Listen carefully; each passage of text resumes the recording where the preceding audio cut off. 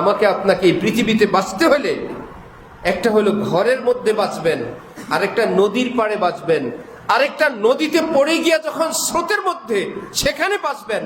একরকম বাঁচা না।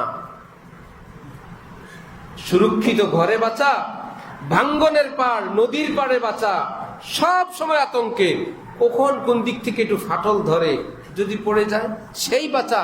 আর যে পড়ে গেছে নদীতে ভাসতেছে সেই রকমের বাঁচা কি একরকম?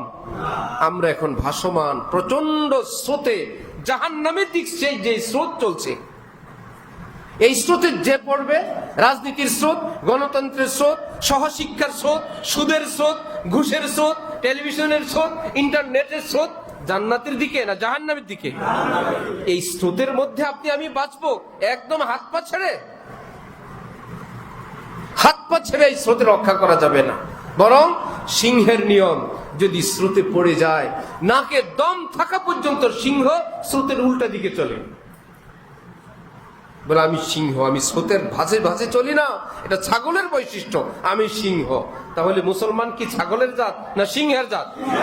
পৃথিবী যায় জাহান্নাম যাক, সারা জাহাं খেলাফ हो परवा न चाहिए, मद्दे नजर तो मर्जिए जाना ना चाहिए। সারা পৃথিবী জাহান্নামে যায় যাক, আমি একাও যদি হই আমি বলবো লা ইলাহা ইল্লাল্লাহ মুহাম্মাদুর রাসূলুল্লাহ। জীবনের সর্বক্ষেত্রে আমার এটাই হবে আমার পরিচয়।